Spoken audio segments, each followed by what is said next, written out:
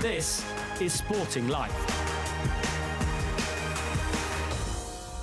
Well, welcome along to the Sporting Life Racing Podcast. David Orr, joined by David Johnson, Ed Chamberlain, Graham Cunningham and Billy Nash. Later on in the show, Sporting Life Tipping Titans, and try saying that after a night at the gym crack.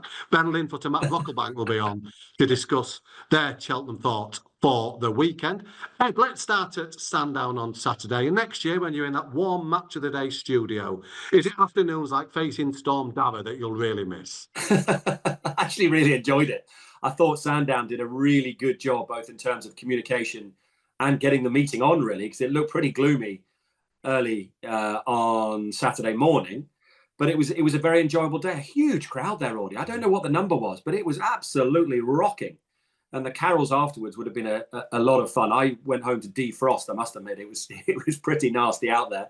But it was a good day. It was a good day. The two headline acts were Loda Sood, who I thought was very professional, Audie. Those bunny hops of the last two fences might be seen as a negative, but I think he's very professional, very, very professional. Did well to jump out of that ground, because I think everyone found it difficult on Saturday. It was very, very gluey. And it's going to take a good one to beat him. Listen, there might be some stardust out there. Who knows, particularly from the Irish battalions. And then John Bon did what John Bon does at Sandown. I thought he was very good.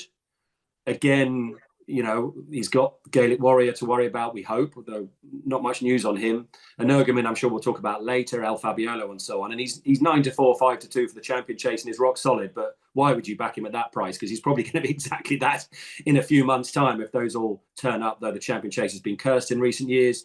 And my favourite moment of the day, Audie, was Sarah Bradstock winning the last. I mean, that was just very, very emotive when she said that Mark had opened the skies and put tears on Sandown to give Mr. Van Gogh soft ground. I mean, we all melted, and that's a serious training performance. And I know she said she's only got 6 horses because she wasn't able to recruit owners while she was nursing her late husband, and that just shows what a good trainer she is. It was a lovely story to end the day. David, let's just return to John Bon. In terms of time form numbers, that Betfair Tingle Creek performance was right up there with his best. Yeah, it was a time form rating of 172, which is as high as he's ever run. And it's not just the fact that he's hitting high ratings. I think the key thing is the consistency with that he does it. He just turns up and you know he's going to run to somewhere in the 160s, 170s. And I think that is what makes him the sort of price that he is. Yes, there's a potential that he could come up against horses that have slightly more ability than him later in the season. Obviously, only one of 3 horses to beat him, obviously, in the Arkle is one of them, perhaps El Fabiolo. And Energumen probably has reached the kind of ratings that John Bon never will be able to. But what we do know that John Bon will do is he will turn up, he will run to that 170, and that might be enough in this kind of season. We'll just have to wait and see. GC, we learned he made a mistake at Cheltenham last year. We all know he got beat that day. The communication went wrong with the jockey. He made an early mistake at Sandown, didn't unsettle him in the slightest. No, he's a smashing horse, you know, super consistent. Love that background for DJ. That's a cool, clinical background for a serious podcast like this. DJ's a bit more subdued than normal, I think. I think the main thing to mention about John Bon, and I've touched on it before, 74 years of age yesterday. Nicky Henderson, happy birthday to Hendo. John Bon, since he made his chase debut at Warwick just a shade over 2 years ago, has had 13 runs over fences. 13. And it would have been 14, but for the stable going crook, just as the festival started. So he's been a busy boy by Grade 1 standards nowadays, and he's a byword for consistency. Yes, he was entitled to do that at the weekend, but now we can potentially cast our mind forward to what would be a corking duel with the returning Energumen in the Clarence House chase at Ascot earlier in the new year. And if they both go, gents, they'll both go having run 13 times over fences and only been beaten twice apiece. I just wonder, GC, with Cheltenham's December meeting coinciding with Nicky's birthday, I wonder, might they have a surprise for him to unveil on Friday? I wonder. Oh, no, I've been doing everything possible to ensure that there isn't. I hope if I go to Cheltenham this weekend, I hope I don't see a blanket over a 6-foot erection, shall we say? Moving swiftly on. Billy, let's talk Energumene. I do love the fact Willie Mullins just seems to be living rent-free in Henderson's head now. That his immediate reaction after the Hilly way was, we'll go to the Clarence House with Love it. Energumene. Great to see Energumene back, but not a performance, probably as you would expect after 590 odd days off, that would rank up there with his best. Definitely not. I mean, at his pomp, he was rated 180, and actually he got his master rating from the day he got beaten by Shishkin in that epic duel at Ascot. That was his career best effort, but he regularly ran to high 170s. So he was, he didn't need to be anything close to that at the weekend. I think he got a time form rating of 162. The time figure was quite poor, but that's, there has to be a doubt about that because obviously they skipped defence, they cut a corner, so I wouldn't read too much into that. But I suppose the important thing was that he won and he showed that he had plenty of his old enthusiasm for the game. He made most of the running. He jumped really well apart from one mistake 3 out. He was possibly getting tired in the straight. And listen, he didn't have the race entirely put to bed when Banbridge left him clear at the last, but Banbridge is a Grade 1 winner, albeit giving him £10. So even if he had got beaten, it would still have been a very encouraging return to action, a very pleasing return to action from Energumene. He'd been off the track for a long time, but now he is rising 11. Is he ever going to hit those heights again, that, the high 170s, 180 marks? Is he still capable of doing that? Highly unlikely, I would have thought. But he's still a very capable horse. There are probably more Grade 1s to be won with him. But whether he's going to recapture his very best it's hard to see him doing that. But look, Willie is not exactly short of good candidates in this division as well. Hopefully they're all still in one piece. As you say, he was right. He's rising 11. Moscow Flyer won the champion chase, aged 11. He did. Going way back. Sky Mass won it with Mouse Morris aboard, I think. Won it at 11, and then he won it at 12. He was an outlier, but as you say, it's rare that a really high-class horse, is as good at 11 as he was when he was younger. David, if we just look, I mean, it's in grave danger, this, of becoming quite an interesting jump season. I mean, the two of our ladling divisions bubbling away from nowhere. The Champion Chase division, likewise. We look at the Time Form Master ratings at the minute. Energumene dropped £3, but still 177 Time Form Master rating. It's 173 El Fabiolo, 172 John Bon, 169 Gaelic Warrior. Is Gaelic Warrior, DJ, the one that you think can improve to get beyond where John Bon is? We think John Bon's going to turn up and run somewhere near that 172 on Champion Chase Day. Is Gaelic Warrior the one who'll improve and set too high a standard for him if anything's got to do with that? I think so, isn't it? When you look at the betting, that's what it does point you to as well. And I think it's hard to disagree with that. I think John Bon fully deserves to be favourite. As Ed was saying, it's hard to see that he'll be much shorter on the day. Gaelic Warrior, second favourite. And, think back to what he did in the Arkle last year. He looked so good there, didn't he? And he's obviously got to come back this season. The fact that he hasn't run yet, I don't think he's going to reappear till Christmas, just suggests that he might be a little bit behind schedule. But against that, obviously, the season is very much weighted towards coming up to your peak in towards the second half of it. So he probably hasn't missed too much. But yeah, Gaelic Warrior, it does look significant that they're keeping him down the 2 mile route. Obviously, at one stage he was favourite for the King George, wasn't he? That plan has been shelved. So yeah, Gaelic Warrior does look the obvious one. I think it's possible that El Fabiolo is perhaps more likely to go up in trip than Gaelic Warrior now. Programme in Ireland around Christmas. We're expecting El Fabiolo around Christmas. We're expecting Gaelic Warrior to run around Christmas. That was the last update from Willie earlier this week. Will he be able to keep them apart? Are there enough opportunities to find a different race for the pair? I'm just looking at the advanced entries for Leopardstown. I don't see El Fabiolo's name in that Grade 1 2 mile chase at the Leopardstown Christmas meeting. So Gaelic Warrior is in it. Energumene obviously won't go to Christmas meeting now. He's probably gone to Clarence House, like you said. So yeah, I think there is enough races. He can chop and change a little bit. It'll be interesting to see what he does with El Fabiolo. As DJ said, he has mentioned stepping him up on trip, going to the Ryanair, but we've been here before with Willie. Just because he says it doesn't mean he's actually going to go there. Before we leave it, we must mention the sad postscript to the Hilly Way, the loss of Ferny Hollow shortly after the race. A horse who, loads and loads of talent, just sadly never got the chance to fulfil that potential. That's exactly it. He was possibly as talented a horse as they had in the stable at one point. I would have thought, run away with another Cheltenham bumper. He looked really good when he won his maiden hurdle first time up, but we didn't see him again that season. Then he started off really well over fences, and having won the Grade 1 at Leopardstown Christmas meeting, he looked a banker for Nartle that particular season, but we didn't see him anymore. And he's had an injury plagued career. A terrible shame. They've done remarkably well to bring him back as often as they have, and the owners have been very patient. And obviously it was a very sad outcome for Connections, but I think it was probably particularly sad for the staff at Closutton, because you can be sure the amount of work they put into that horse just to keep him right, to get him back, and to mind him as much as they had done. I'm sure that would have been felt particularly hard at Closutton. So yeah, it was a sad postscript to what otherwise was a very good race for Willie Mullins, but that's just the way jump racing goes, I'm afraid. Ned, let's just return to Loader Sudder, which mentioned at the top. What I thought was really interesting was how Dan Skelton was pleased to see him fight. That was the one question. They clearly had some sort of question mark between them about what his appetite was in a scrap, how he would respond to having to dig deep and win dirt. In many ways, he did answer that at Sandown. Which surprised me a little bit, because I thought, particularly in those handicap hurdles, he certainly didn't throw them away.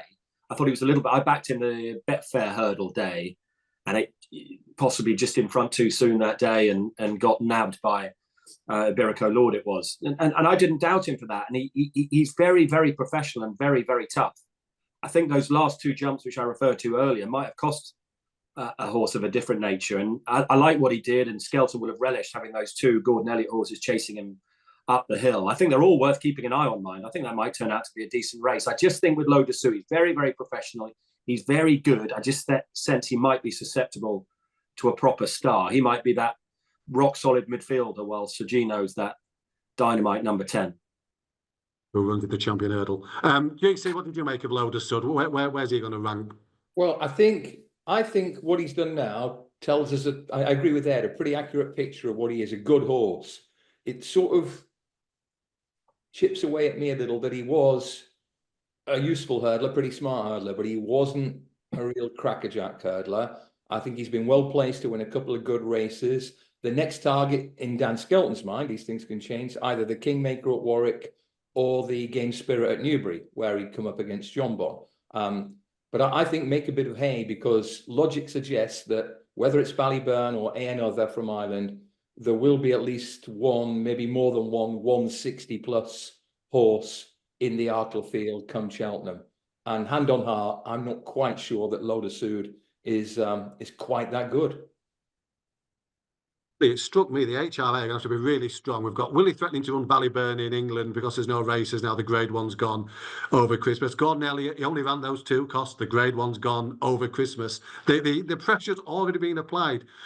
Where would the two that ran at Sandown rank, do you think? Would they be among Elliott's better 2 mile novice chasers, or would there be better cards to play later on? Before that, I would have thought Down Memory Lane was one of his better ones, but having waxed lyrical about how well he jumped at Navan on his chasing debut, I was horrified to see the round of jumping he put in at Sandown on Saturday, because having ballooned the first, he got into no sort of rhythm. He didn't jump well at all, never really travelled well enough to put himself into contention. And to be honest, it was a hugely underwhelming performance, I thought, from him. I'm absolutely convinced he's a better horse than that, but I'm also convinced we won't see him running at 2 miles anymore, because he just looked like he was completely taken out of his comfort zone. The day at Navan, he was out in front and was popping away, jumping really nicely when he was able to do it on his own terms. So I think he'll step up and trip. I still think there's a good horse in there. As for the other fella, Touch Me Not, I would have thought he was well down the pecking order, even in the Elliott yard, not to mind Ireland, to be honest. I think he's one that might end up in something like a Grand Annual later in the season. I don't really think he's an Arkle contender, even though his jumping is, for the most part, very good. But having said that, how he stood up at that fence in the back straight just beggars belief. I've never seen a horse hit a fence as low down as he did. He literally ran straight out through it. That wouldn't have happened back in the day. But like I said, I think those, certainly, he's a horse we'll probably see plenty of, but I don't see him being a major contender for top honours. Down Memory Lane might be, but it'll be going out and trip. But I agree with what the lad said about Lo Dessous. He's very professional. He's probably up there at the top of the ratings at the moment, but he is vulnerable to something with a bit of class, and there'll surely be a few of them emerge between now and the end of the season. Yeah, on Sunday it was great to see Huntington and Kelso on ITV. We had the Peterfor Chase, a decent renewal of the Peterfor Chase, and Jello. I'm sure that's not how you pronounce it, but that's my attempt. Really impressive winner, David. Did he impress Timeform? Is he a horse on the improve? He is, yeah. You definitely have to take the view that he's an improving horse. When you think back last year, he was finishing behind the likes of Ginny's Destiny and Nickelback in Grade Ones, and here he is reversing the form. He's got a Timeform rating of 162 plus, and I think the significant thing is that when you look at this performance, it was to the extent that it was predicted by the market in terms of his SP in relation to Protectoress and Ginny's Destiny, compared to what they'd already shown.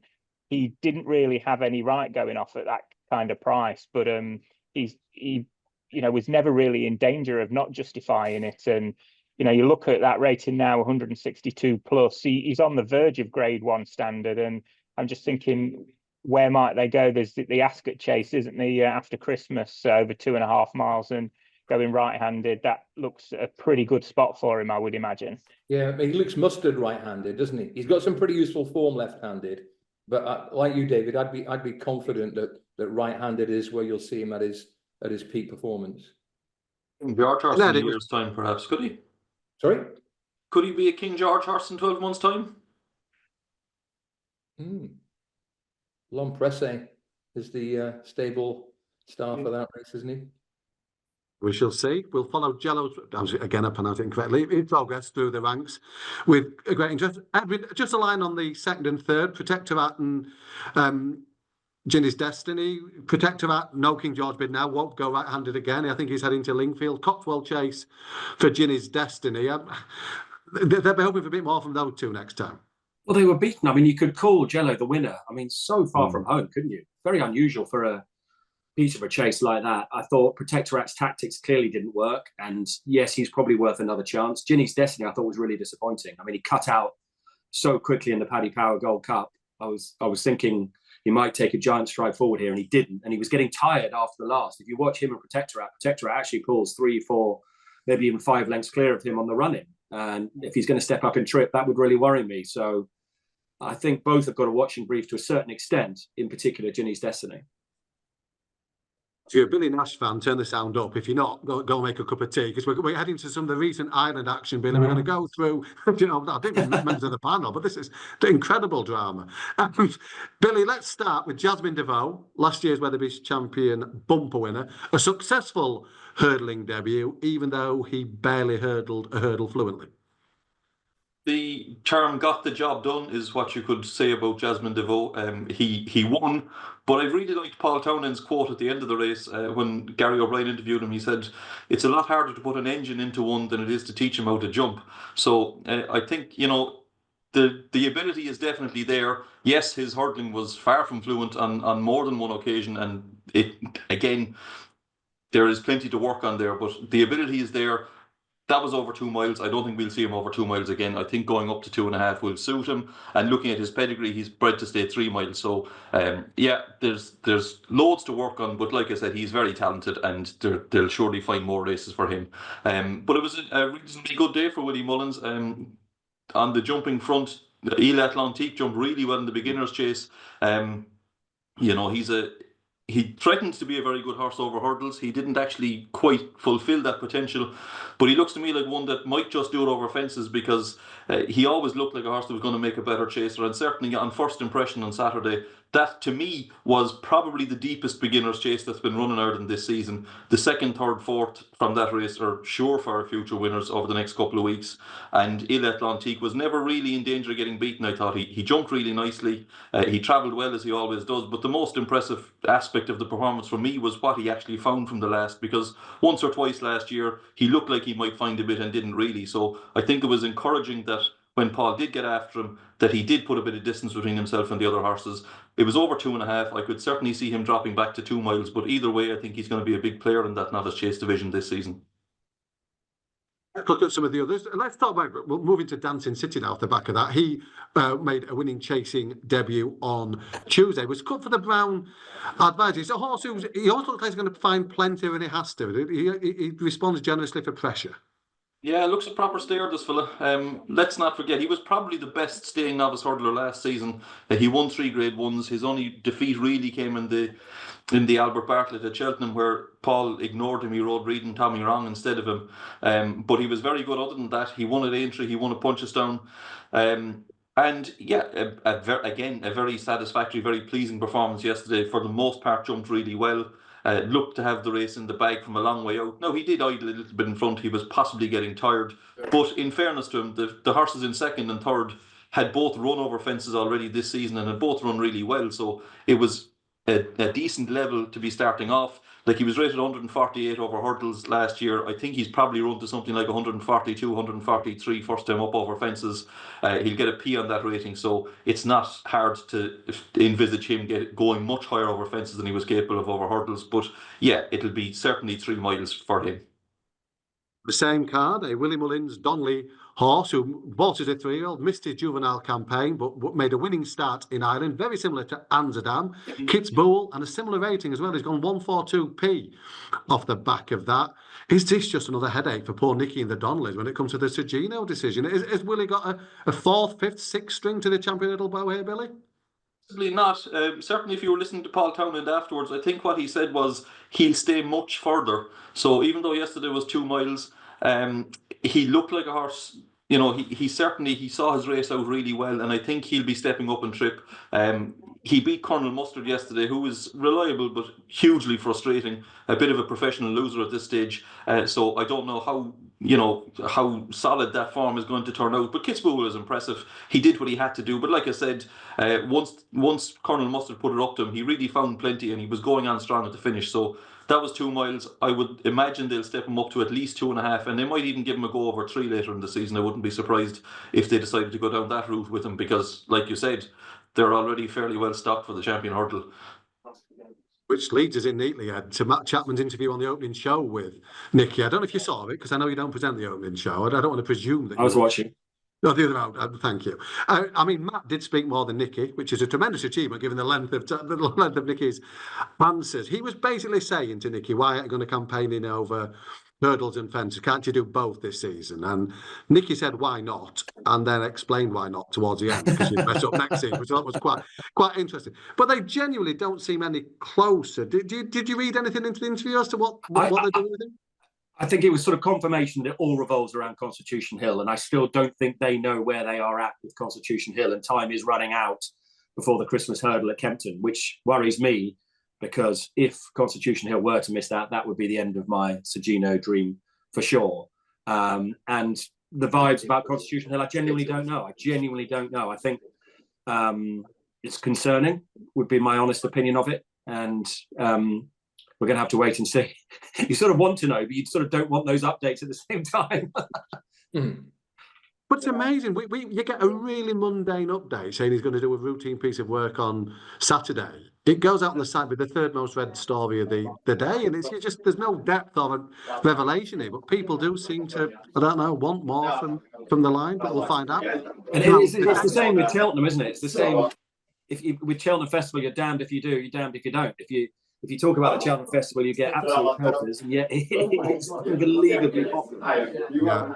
No, it's the same warning as before. Oh, David, can you just mute your mic, DJ? I think we picked up somebody in the meeting next to you there. I don't think it was confidential information. I think it was George Pitts, our social guy, ordering his lunch. But I just thought we'd move away just in case. Like an HR issue, though. It's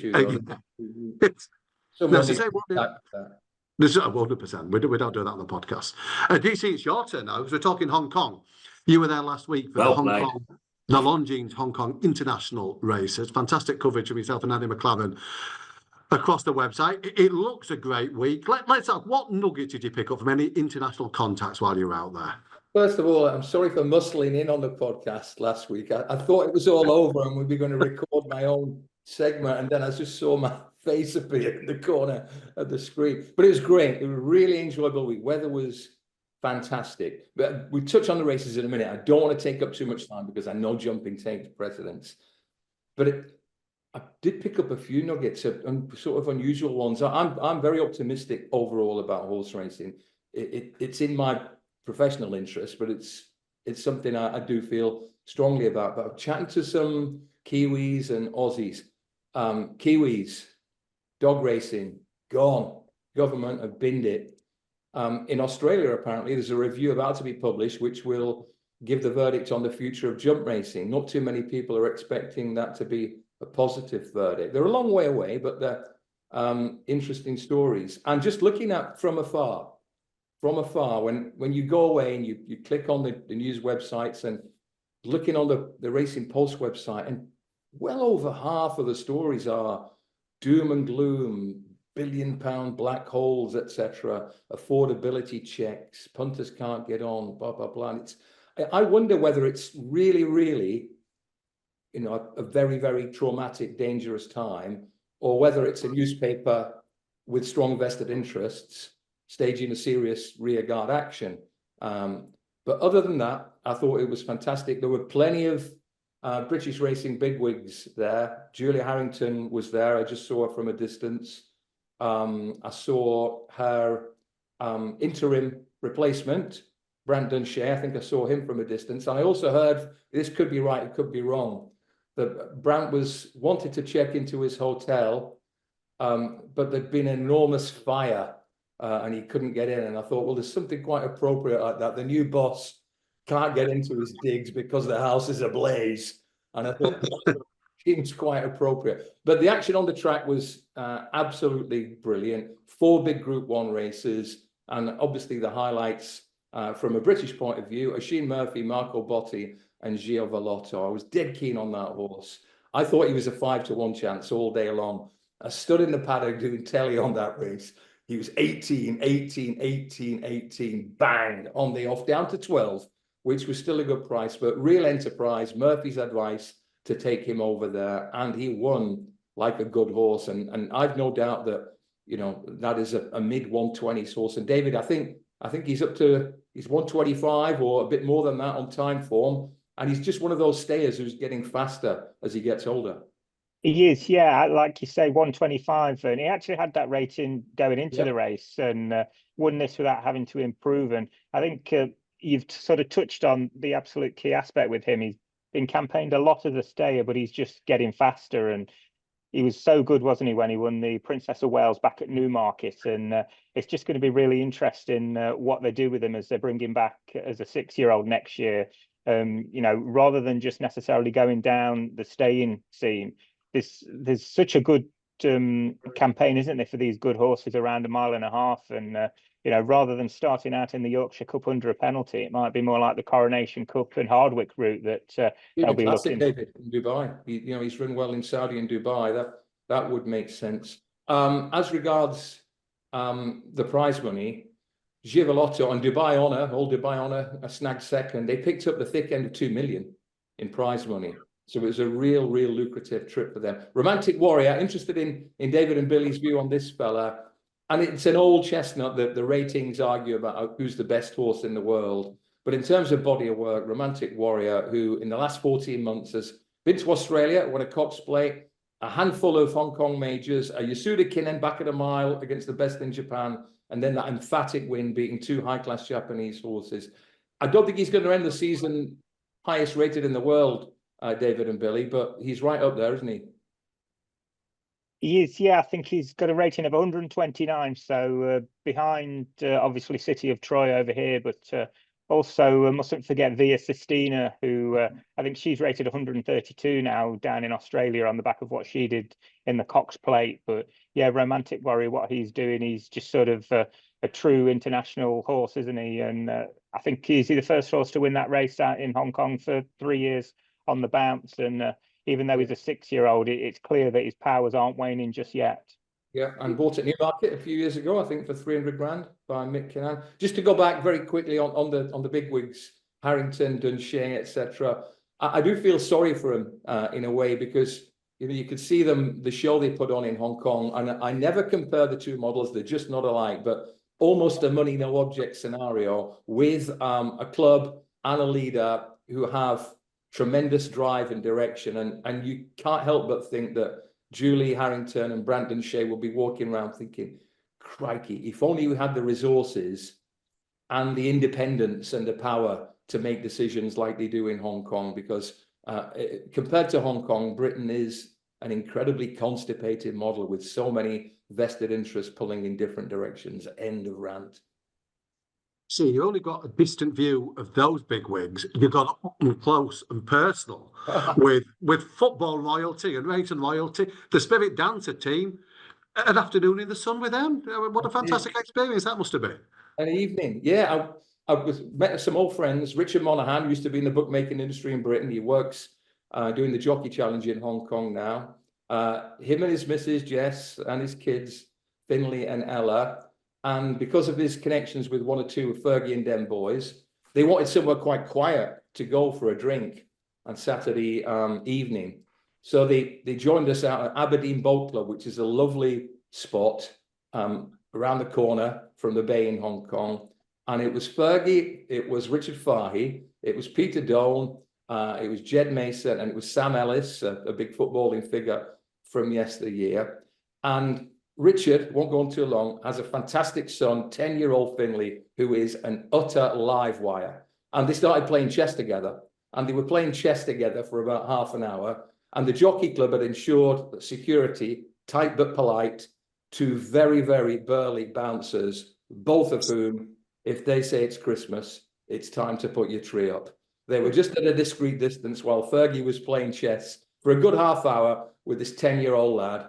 And he says what's in his heart, Finley. And after a while, he just leaned over to Fergie and he said, "You must be very famous if you've got 2 bodyguards." So it's great. And they went off because Fergie wanted to watch a bit of football, but I suspect he also wanted to watch Loda Sood, who duly guyed in at Sandown. And Colwell Potter runs for Fergie and them boys. Can I ask you a question, GC? Does Sorenex know your footballing allegiance? No, he doesn't. I'm not even sure he has any clue who I am. But he was very polite, both to me and you know, everyone who wanted to take a photograph. So it didn't work out for Spirit Dancer, but what a year they've had with him. Colwell Potter should be fun to watch if he goes at those Cheltenham fences like he went at the ones at Carlisle. I should go into the first if it's expected it at Carlisle, wouldn't it be fantastic? We'll go on to that Cheltenham fan. We're going to do a few news lines first. And Ed, the lad books King George VI chase. All of a sudden, great news. Let's start with the really Dan Skelton. There's no doubt now. With Grey Dawning full steam ahead. That was very much needed. Very much needed. Without Grey Dawning and the potential horses will come to from Ireland being supplemented, it was going to look a little bit thin, wasn't it, the King George? So that adds real spice to it. Hopefully he's come out of Haydock, as Dan said, because you know that was a grueling contest, Betfair Chase Day. You know my feelings about the trip of that race. So that's a big boost. And let's hope we get those supplementary entries. Though, Billy, it sounds like soft ground absolutely essential for Jimmy Mannion. What he says, but looking through that horse's past history, Spillane Tower, he's won a couple of times on good to soft, so I don't think, looking at his race record, that it's an absolute necessity. Personally, I'd love to see Fact to File going there, but I think it makes a lot of sense if Spillane Tower is the chosen one from the JP McManus group, if you like. He has done most of his racing going right-handed. We know he's very comfortable, and I'm not saying he has to go right-handed, but it just happens that he has done most of his racing going right-handed. He obviously ran a cracker in the John Durkin, but like I said, I don't think, looking at his rating, that he's an absolute mudlark or anything like it. He's certainly very effective on good to soft ground, so hopefully, as long as there's an ease in the going, that they might send him there. Fingers crossed he turns out. I mean, it was strange because Frank Bevy confirmed him. Definitely all guns blazing. Were supplemented the day late on the Nick Luck Daily. Jimmy. Or do you have any more news on Champions Full Gallop, by the way? Because Sporting Life sources, and this is true, I know we laughed about it in the immediate aftermath last year. I am told off the back of the first episode, which was the best episode in my opinion, bookings for this year are excellent. No joke for the King George. And Kempton are going to put on more of a show, which I think they need to do. So if families are looking for a day out, it's going to be really good on Boxing Day. I get that completely.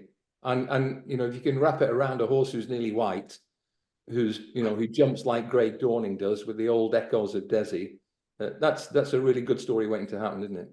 Hampton were clearly listening to the podcast last year, Ed. They took your advice on board. Hope so. As long as we don't have to go into too much detail on why last year's winner's got a different trainer this year. Real feel-good story. It's all about airbrushing. All I can confirm is that I did indeed break embargoes and was too early when I said that everything was signed, sealed, and delivered for season 2 of Champions Full Gallop. Let's believe, Ed, I'm very confident an announcement is imminent about season 2 of the aforementioned programme.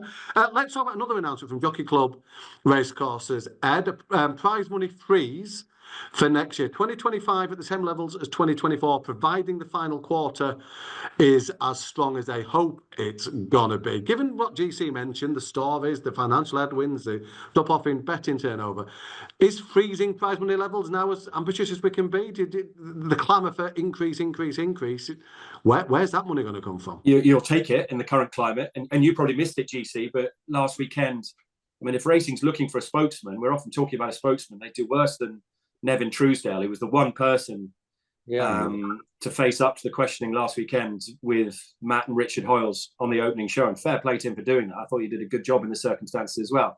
Yes, you take it.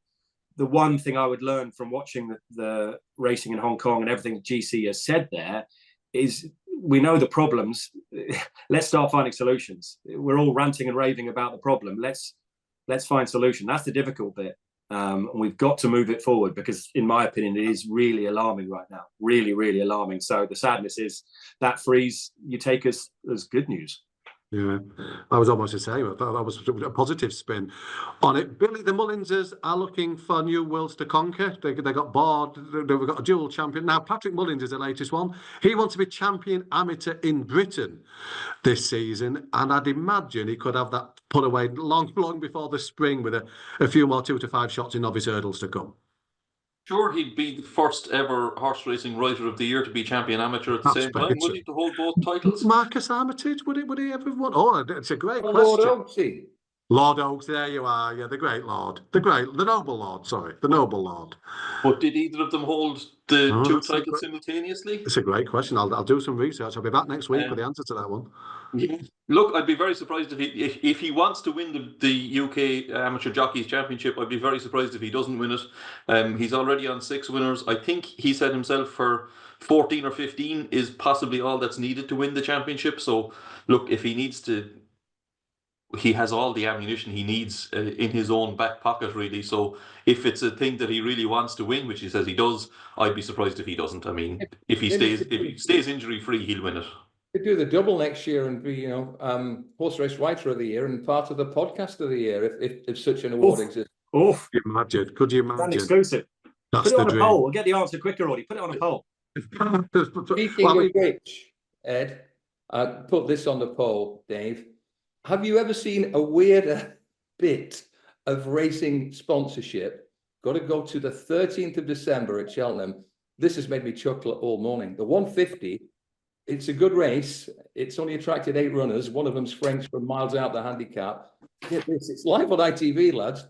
The Sonic the Hedgehog 3 coming soon. Handicap chase. What a marriage of brands that is. Crusty Cheltenham Tweedies and Sonic the Hedgehog 3 fans. Sonic presents the trophy. Don't know what's happening at Cheltenham. It'll be absolutely whizzing around the parade, the winners' enclosure. Who says the great game can't get cut through? Now, we were all wondering what Frankie Dettori was going to do next. He's in America at the minute, and it seems the answer is a frenzied series of meetings with HMRC over tax matters. I mean, I didn't understand the full story, but Frankie seems confident he's going to get on top of it and get it sorted.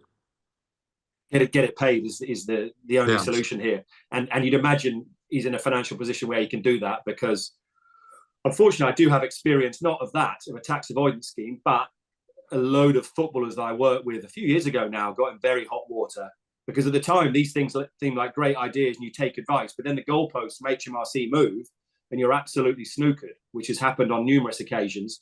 And he's got himself in a lot of bother here. And I've had experience with HMRC because I think my investigation IR35, which has nothing to do with these tax avoidance schemes, Audie, but it has been going on for over a decade now, and it's pretty nasty and unadvisable to get involved in, to be honest. So my advice to Frankie would be move on as quick as he can because this has been embarrassing, I think it's fair to say. Yeah, sorry, that sort of appeared as a bolt from the blue. Didn't they win the right to name him or something, the HMRC? It was some... Yes. I reading that, yeah, I thought that was an But interesting... then the plot is a strange one because of the changes he made. And do you remember he started selling a load of stuff, which we giggled about on here at the time? We did at the Wondered time. why. Yeah. All explain now. Right, we're going to move on to the weekend in a minute, but I promised at the top of the show, it's not going to be yours. I'm going to now be joined fleetingly by those tipping titans, Ben Linfoot and Ben Linfoot, freshman week off. He hasn't watched a race for a week, so this could be quite incisive. And Matt Bucklebank for their thought on what's coming up at Cheltenham this weekend. This is Sporting Life. So Cheltenham on Friday, then I'll let you go first, Scoop. Give us a couple of horses of interest on day one of the Cheltenham Christmas meeting. Yeah, it's a good card Friday, actually. I was quite surprised when I looked at it and saw it was so good.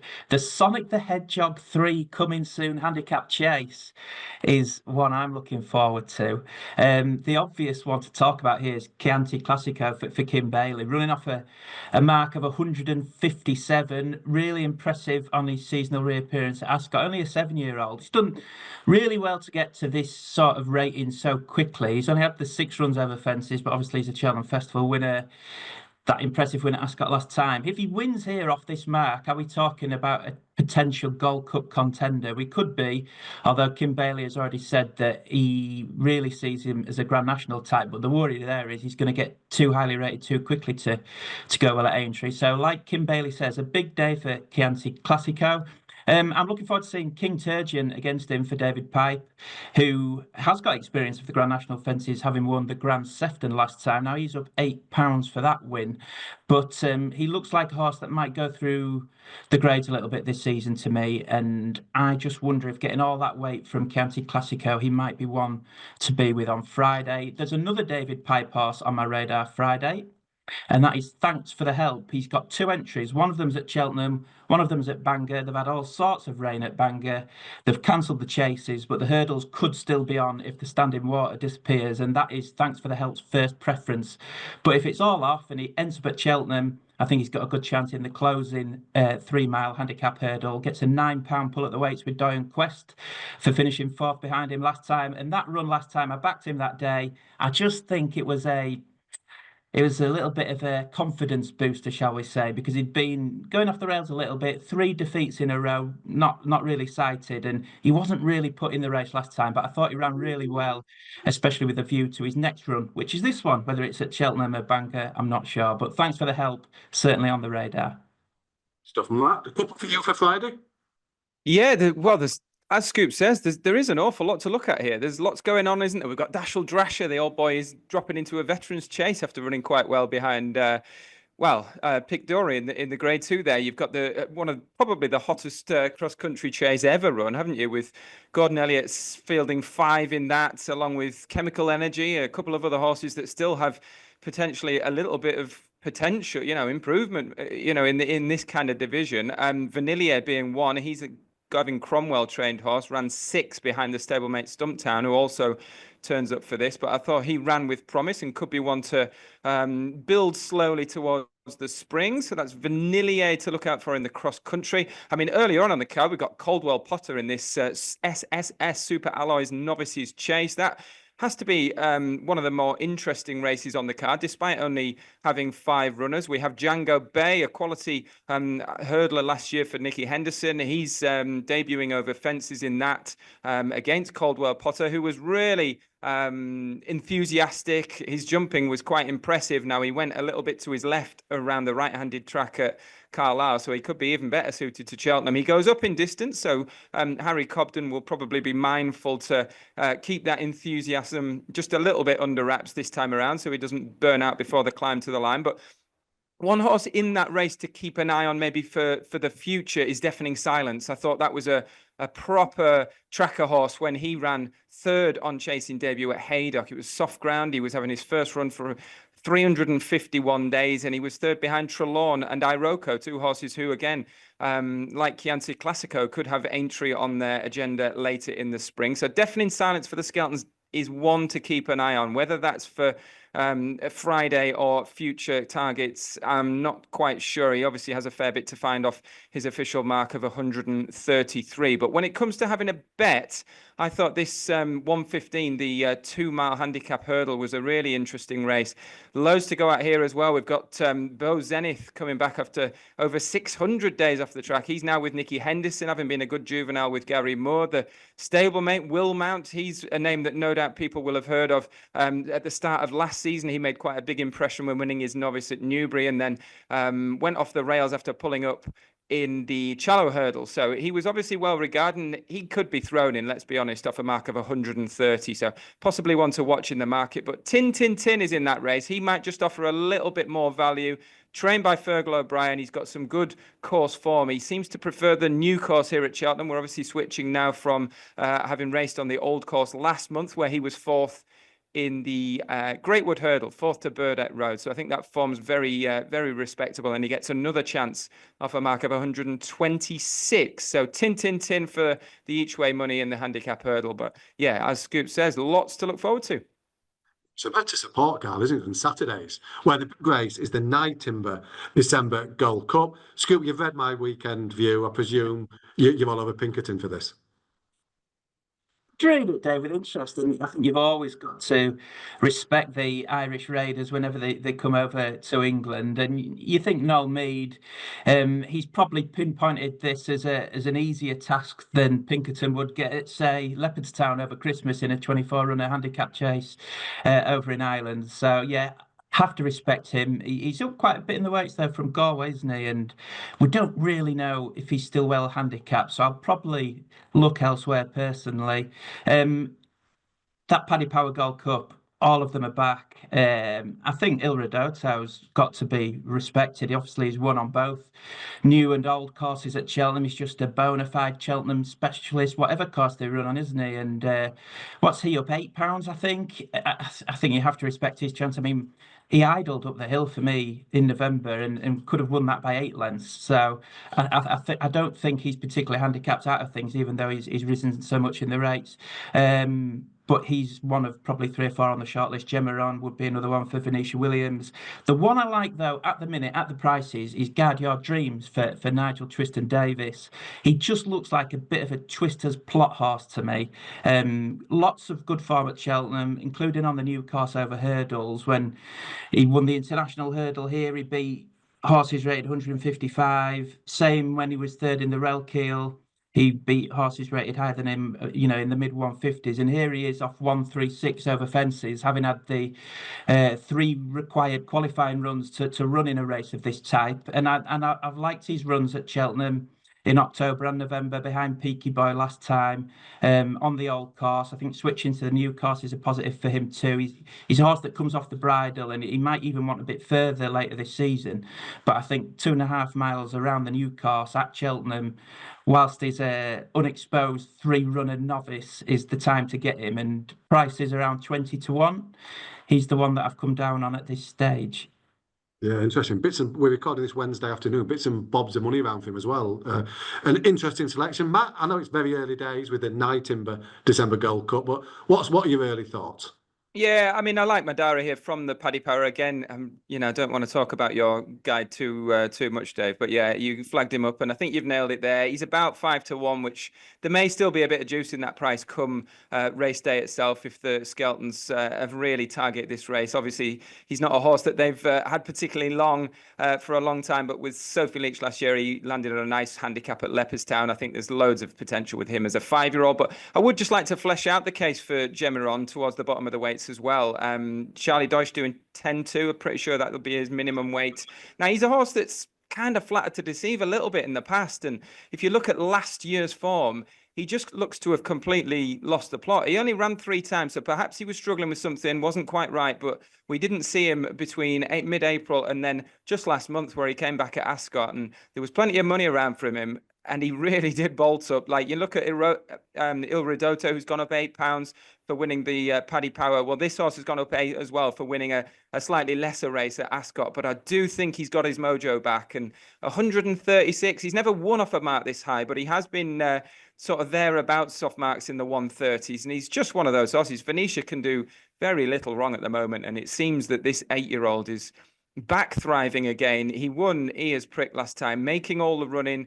And I think I know he's going to have a bit of company for, up in the van in this race. Stage Star, you have got Gargy Dreams as well, who tends to be thereabouts, and Garlaw, of course. So it could be an early battle for the lead. But if Charlie Dodge can get this lad jumping away as he did at Ascot, out in the front rank, I suspect Gemeronde, it's going to take a well-handicapped horse to get past him. So I wouldn't underestimate him. And when you look at Iridoto at 8s and 10s, I think Gemeronde's about 12 to 1. So a little bit more sort of flesh on the bones for a horse down the bottom of the weights.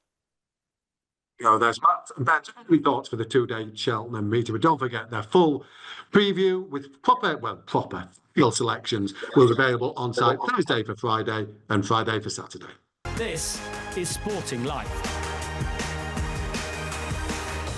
Well, thanks to Ben and Matt for that. We're going to go around the panel just for their thoughts on the Nye Timber December Gold Cup. Ed, Paddy Power Gold Cup form towards the top of the market. Should it be there?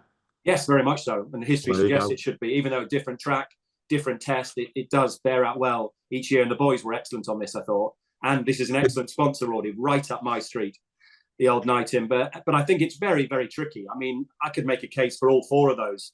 4 of the first 5 in the Paddy Power Gold Cup. The winner won very easily that day, really. The second is absolutely rock solid, Garlaw. I remember the interview with Dan Skelton beforehand on ITV, and he said he didn't know a whole heap about Madara, didn't know what to expect. I think they'd have been absolutely thrilled, and I know a lot more now. I think he'll be ridden differently, and he's a major player. And then he got Fugitive, who this would have been his target, because he didn't look particularly fit that day. I think he clouted at least one of the first 2 and looked like that was going to be it. And then coming down the hill, he was much closer than he was at the December Gold Cup last year, arguably maybe up too much ground. I think he's absolutely going to be banged there. So it's really, really tricky. Good little race.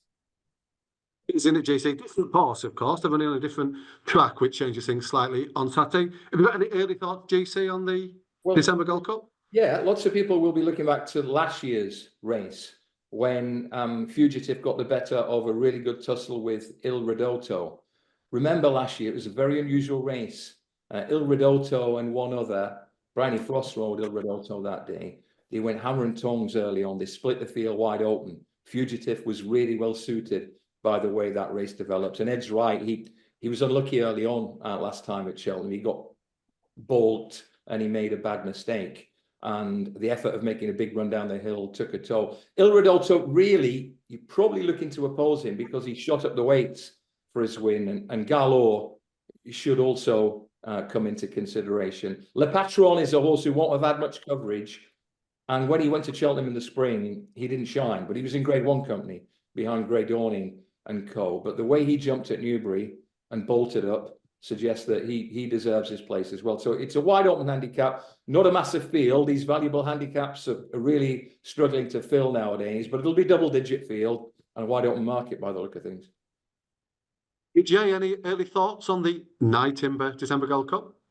It's one of the interesting things I thought was how everybody sort of looks and thinks, the Paddy Power was such a good guide to this kind of race. But interestingly, you look down the years, I think there's only been 3 dual winners of the race. And I don't think since Exotic Dancer won it back about 15 years ago, wouldn't it? That anything has followed up. So I'd probably be looking at a different form line. And one that interests me is this Grandeur Dame, who ran well to finish 4th in the race last year from slightly out of the handicap. He should be in the weights this year.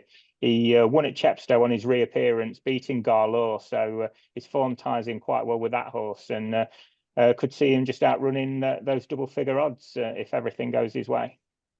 But in a winning interview with Alan King on ITV as well, Ed. We'll be able to end of the show. Peace. Yeah. Make we have discussed it together since. Oh, good. So no, not particularly. Billy, I've tipped up Pinkerton, the Galway plate winner for this. I thought he was really interesting. I know he's passed his midweek blood test, which we're waiting the results of. James de Burley for Willie as well, got a string of really good efforts in top class handicaps from last season. Could he be heading back over the Irish Sea, the Nye Timber? Two very interesting horses in a very interesting race. Pinkerton, like you said, Galway plate winner. He won that off 138 and has since probably improved his rating a little bit when he finished second to Found a 50 at Down Royal. Got as close to Found a 50 as he was entitled to on that occasion. And unfortunately for Pinkerton, the handicapper has, taken a fairly literal view of that run. So he's put him up. He's a BHA rating of 147, which makes things a little bit more difficult. But the plus side is he's a fairly unexposed horse at this sort of trip. He was campaigned almost exclusively at 2 miles prior to the Galway plate. We saw how well he saw that trip out. So yeah, wouldn't put anybody off him. He should certainly run well. The race should suit him. James de Burley, on the other hand, he's a smashing horse in a lot of ways, but he doesn't win very often. He's probably his own worst enemy. He had a really good season last season, but he didn't win, and he kept going up the handicap as a result. He was just touched off in the top, and he actually ran a cracker at the festival here.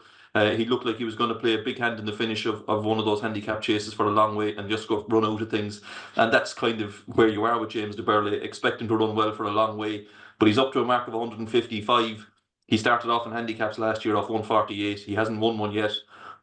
He could run well, but I don't see him winning off that sort of mark.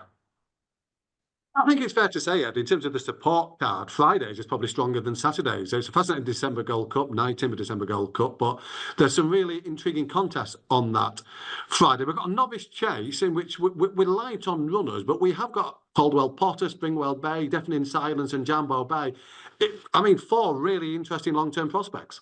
Yeah, that one's not live with us, but a really interesting race. As you say, Caldwell Potter, I didn't think he was going to run in this race. I was surprised when he was declared this morning. He wasn't in originally. They put him in very late, after 9:55. He was a late edition, yeah. Which surprised me. It'd be fascinating to see him in these Cheltenham fences. It really will. Could be close your eyes a little bit at times.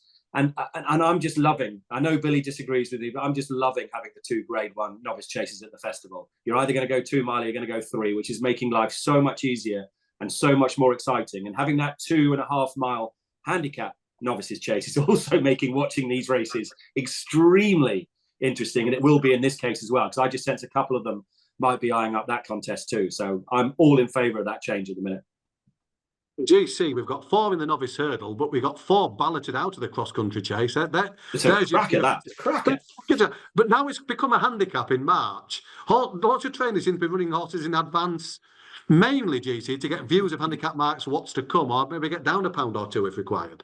Absolutely. And the flip side of that coin about the Cheltenham handicaps, which people haven't really twigged, is certain horses who've got a rating with whiskers on won't go anywhere at all in order to cling on to that rating. They could clog up a certain section of that handicap. So no, cross country is a good race. Caldwell Potter is, the first 3 or 4 fences are going to be crucial to him because his eyes lit up at Carlisle. Potential plus point. He should relax a bit better second time. And he was jumping to the left at Carlisle, going clockwise. So going the other way around at Cheltenham might just see him a much better horse. In that cross country, Gordon Elliott well represented, Fakir doing a fascinating runner for Joseph, who's got a couple. It seems to be a discipline that they're prepared to run good horses in.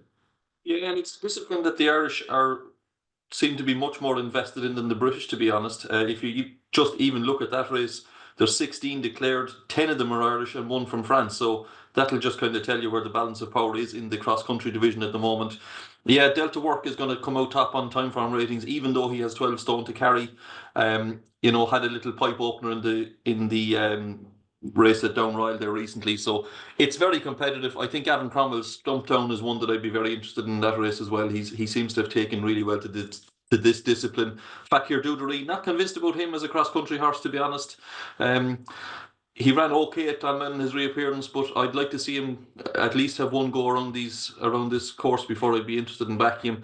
One horse I am very interested in, wasn't sure he was going to be declared, but that novice hurdle at the start of the card, I'm really interested to see that Gordon Elliott has declared Wingman, who was a good bumper horse last year. He looked impressive on his hurdling debut. Now, the horse that he beat actually got beaten at Punchestown yesterday, but didn't run badly, I suppose. But the fact they're dropping him back to 2 miles, he was quite a keen free-going horse in bumpers. He stayed 2.5 fine the last day, but dropping back to 2 miles won't inconvenience him in the slightest. But he's up against 2 in That's Nice and Country Mile, both of whom have time form large P's. So there's only 4 runners, but has the potential to be a really fascinating race, that one. DJ, in terms of Cheltenham Friday, is it that novice chase that you're most looking forward to? Yeah, very much so. I mean, Billy set up that novice hurdle pretty well, and obviously, like you mentioned, the cross country looks good, but the veterans chase looks pretty good as well, doesn't it? We've got the likes of Dashel Drasher in there, and Shake 'em Up Harry. He's become a little bit of a specialist over 2.5 miles at Cheltenham, hasn't he? And he skips the December Gold Cup to take in this slightly easier race, so wouldn't be surprised to see him go really well for Ben Paulin, who has got his team in pretty good nick at the moment already. Looking forward to Cheltenham Friday, but quick question for David Johnson. David, if I've got one for Warwick tomorrow, what does that tell you? Exactly. I know he'll be turning up on 424 at just afternoon tomorrow. But I've got points to play with after last week. And this is a weird one. This is a weird one because this is a plain old race. Race 1 at Warwick tomorrow. The Larks Hill Engineering Juvenile Medal Hurdle. I've no idea what price this horse is likely to be, but it's number 2, El Gavilan, for Clive Boltby Brooks, Richard Patrick. I had 3 runs in hurdles in France, and on the face of it, he's not gone on with it. But his first run at Lyon Paris, behind Sauvignon. Sauvignon's a very well-regarded horse. He's won a good race since, and he's now expected to do big things for Nichols, and he's certainly not been disgraced against very capable horses. So if you have a look at his video library on the At the Races website, you can see that he's a good-looking horse who jumps really well and goes on the speed, and that might be a little too much for a few fairly limited juveniles. Before noon, 11:55 at Warwick tomorrow. I'll know my fate. It's going to be a long afternoon on racing TV if that gets stuff for me. But as I say, I do have a few points in hand. And loads. Thanks. The messages must have been absolutely overwhelming, Audie. Oh, we're working through them. That's where Ben Linford, he took the week off just to answer the messages. We thought they would come in on the Sunday. We've not been disappointed. So go on. Good chat on the bar. Good chat. We don't stamp now. We just stamp and put it in the post. 2 days at Cheltenham. We're going to have a heartwarming Alan King handshake. Maybe Henry Daly. Who knows? Peace could break out at Cheltenham this weekend. What else have you got coming up on ITV? Well, first I mentioned tomorrow is Alistair Down's memorial service, which I hope goes extremely well. And then on Friday, this is our first visit back since that awful Sunday, you'll remember, of the November meeting. And Bruce Scott, if you watch one thing this weekend, watch Bruce Scott's opener to Cheltenham on Friday. Alan King will absolutely hate it. I think it's absolutely beautiful. We've got Ruby with us, and the drone, I think, is getting better and better and better. So we'll have that up in the sky for his analysis. That's a bit harsh on Ruby. Friday and Saturday. And you might have seen it. Our feature on Friday is going to be, and listen, racing does a lot wrong, and we've talked about it on this podcast again, but it also does a lot right. And those 7 jockeys who went to Alderhay earlier this week, full marks to them, really boosting those kids ahead of Christmas. Just very moving to see. And we've got a feature of that, of AP, Mick Fitzgerald, Rachel Blackmore, some of the younger guys as well. Alderhay's the most amazing place. And something I'm going to be interested in, because I'm embarrassed a bit, Audie, to be honest, because I've said for so long on ITV often how racing is so awesome for the terrestrial audience that men and female jockeys compete on a level playing field. Well, the last couple of weeks has exposed that that's not the case with some of the facilities the female jockeys have to put up with. So we're going to have a close look at that, at what Cheltenham, I hope, have done. I imagine they've done a good job there. And it'll be very interesting to get the thoughts of maybe Paige Fuller, if she's there, because she was a real pioneer a long time ago about this, and Meg Nichols, who was also consulted, who's part of our team. And that's an issue that needs solving, because if we're going to promote that on terrestrial television, there's going to have to be change.